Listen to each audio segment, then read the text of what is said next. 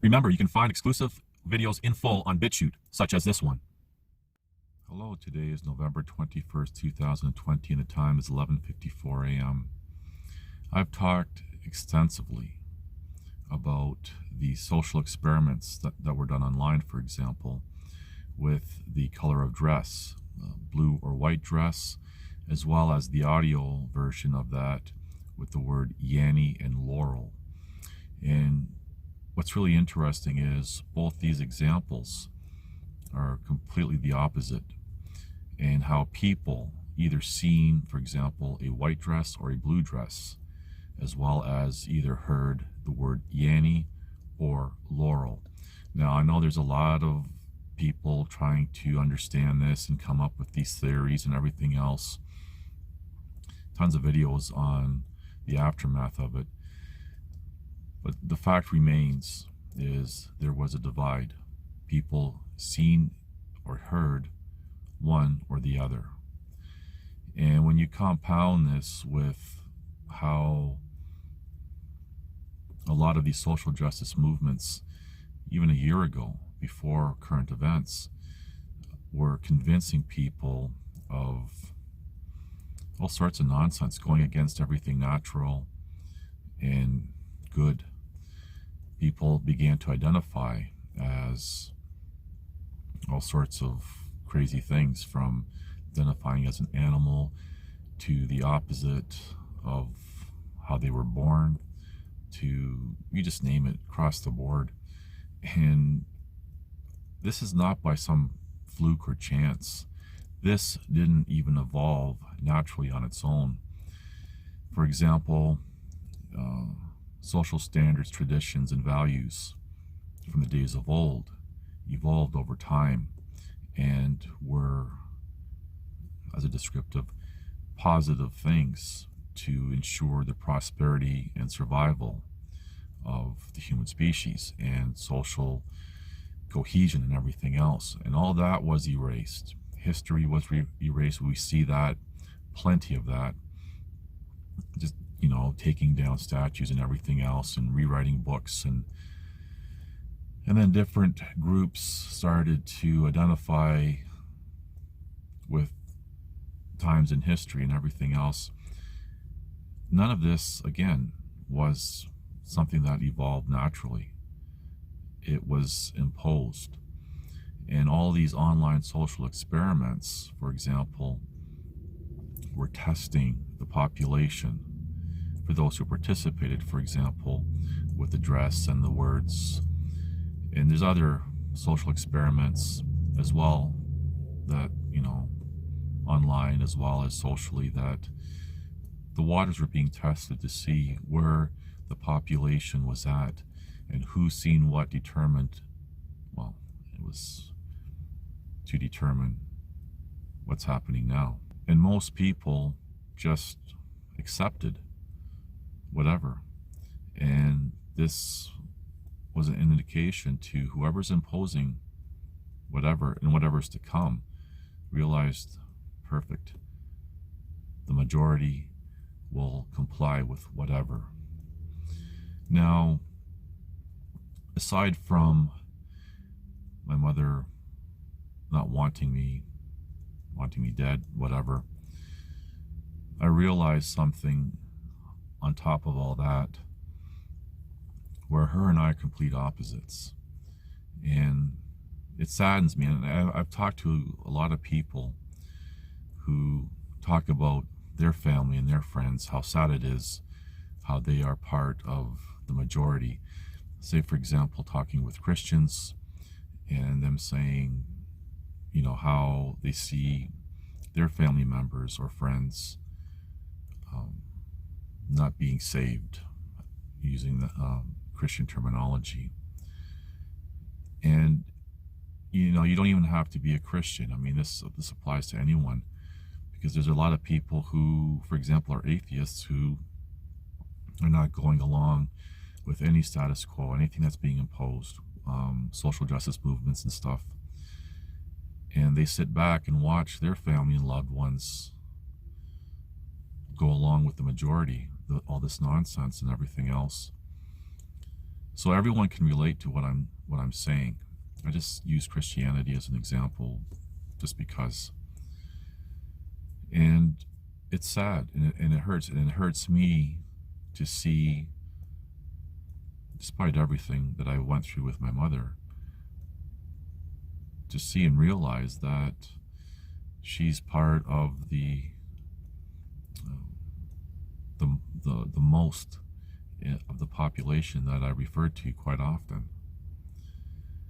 And in the previous video, a few videos back anyway, I had told a story about it was World War II, and there was these two brothers, and the one brother disappeared. And as it turned out, when the mother was on her deathbed, she had told the surviving son that she had turned in the other son to the government because he wasn't conforming with that particular type of government and what they wanted. So she turned him in, thinking that she did the right thing, a greater good. And the son ended up digging up some information and found, yes, it's documented that the mother turned the son in, and apparently they took that son to some northern prison in Siberia, and he was never seen again. And I can see that same type of scenario with my own mother, and it hurts. It hurts to know who she is, and this is a high possibility. So everything happening with current events is setting the stage, just like we've seen, for example, in history, World War II. And people look back, or even look at certain countries today and wonder, how did the people allow for things to escalate to the point where they are now? Well, just look at today. People are blindly accepting whatever they're told and complying. And there's people who realize what's happening, but they still comply. And you could look at these people, possibly, I'm not saying definitely, and definitely I'm not saying all, but these people would be more dangerous to those, for example, who don't comply because, you know, maybe they want to save their own butts, and so they rat somebody out. Like, you know, just throwing this out there. And this, it's not an opinion, theory, belief, or want by me. It's things that we can observe throughout history, real history, true history. And this majority that I talk about, and it all ties in with the cycles of civilization. I'm going to reiterate again, because there's a lot of people who might stumble across this video as the first video of mine that they've seen. We are in the late stage of the last stage of civilization, the age of decadence. Again, and we repeat history because history is forgotten either by chance or design. And what always follows after this stage, after this point, is civilization's demise. And one of the biggest things that we see, a sign of these times, is the rise of the lesser of the human gene pool. And this is defined as, for example, those who lack critical thinking skills, lacking an extensive knowledge base, and cannot separate emotions when forming conclusions. And this is key, because in today's world, everything is about emotions and feelings.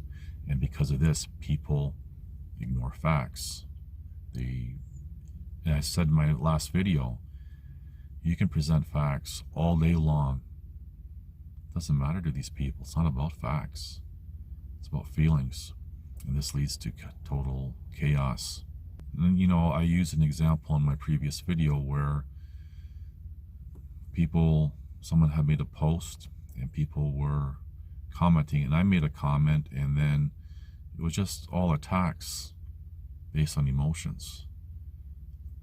And I kept reiterating to these people, what did I state that is incorrect? Because I would honestly like to know so I can correct myself. Not one person, apparently even as I'm making this video, has rebutted anything and corrected anything with any kind of evidence. They just keep reiterating whatever it is that's stuck in their mind. And I've said many times, you're not going to wake up these people. And again, this goes back into we're not all equal. And I'm going to share 2 example video clips of examples of why, in this case, these people are not my equal.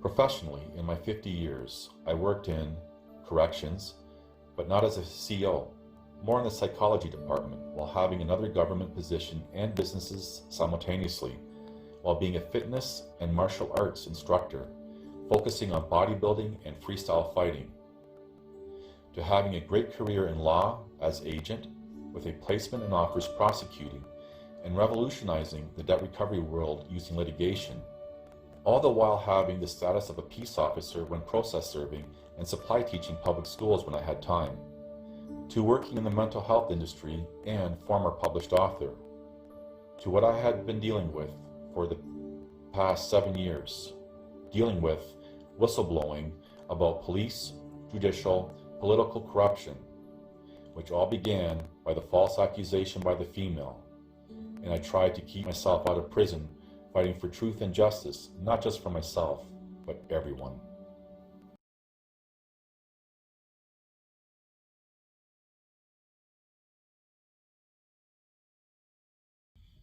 But I do, again, keeping, saying current events are real, given that benefit of the doubt. I have shared, for example, in my life, walking with the elite types of the world and meeting with the top people of health organizations for a couple different countries and private health care and stuff. And I remember how this one particular time, and I do share this in 2 other videos, more in detail in one, how they said that they can cure anything before it's something, long before the person even realizes anything's happening. And that sticks with me. And I would guess that applies to even current events, if current events are real. In this video, I'm not discussing either way, real or not. That's not the point. The point is, the most that I refer to as described, the lesser, confuse confidence with arrogance. And this is no fault of mine or anyone who has confidence. And these people will argue based on emotions that it's arrogance. Well, I don't know what to say to that. There's no reply that I can give. After making my last video, I posted it in that thread. Here is a video partly inspired by the comments made in this post. Some may claim they have looked or do look at both sides, but it is observable they don't. For if they did, they would read, for example, my comments in full, but they don't, and make uninformed conclusions about the topic and me without knowing me. This is the problem with most people today. Peace to all. I'm done here. This was the post the previous video was partly inspired by. Someone replied to the video that I posted. Watched. I get that people have different views. I get that some people see it differently. This person is talking as if we are discussing pineapple on pizza. We're not talking about different views or seeing things differently. It's about facts, something this person can clearly not see. Like lockdown or no lockdown, mask or no masks. That said, if you want to truly get people not to turn off and listen to you, might be good not to. No one is dying from this. This person's comment is purely emotion, feeling based, not addressing facts. This person has not addressed my question. What have I stated that is incorrect so I can correct myself?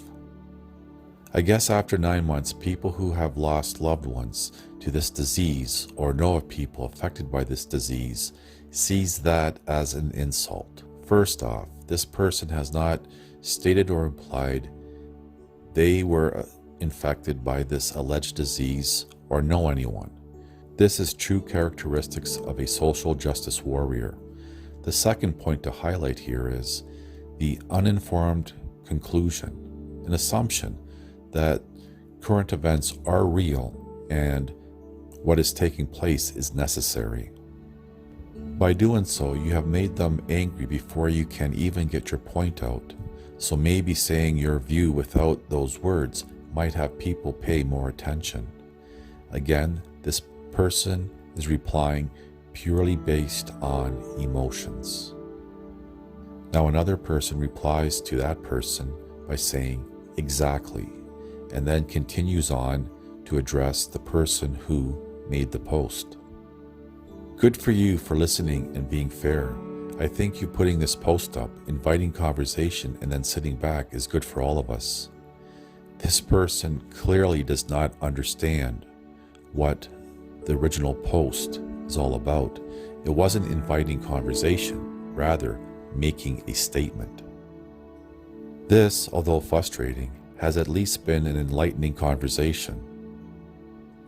There has been no conversation. Despite your, quote, brilliant friend and this other person feeling that no one is viewing this virus and its management with a critical eye, I think people are. First off, this person attempts to make a dig towards me being condescending by, quote, brilliant, and then continues on with the assumption and uninformed conclusion that current events are real and what is taking place is necessary. But it is a real illness that is rampantly contagious and can be very harmful or deadly, regardless of who made it, or spread it, or mismanagement, or what it is called. Again, this person is making the assumption that current events are real, and then brings in what are known as conspiracy theories with no facts or evidence given. Now this person replies to me saying, wow, that's a response. How long have you been practicing medicine? Sarcasm, name calling, and such is what these people default to, never addressing, once again, what did I state that was incorrect. I just want to leave off with one final thought here, actually two. Is there any person in authority who's willing to make a statement under oath that current events are real and necessary? The other thing I want people to think about is if these current events are real and necessary, then immediate, consistent action would be needed. It would be taking place, not setting dates, future dates, and trying to impose whatever and having no consistency anywhere. Something to think about. Anyway, thank you for watching. Please like, subscribe, comment, and share.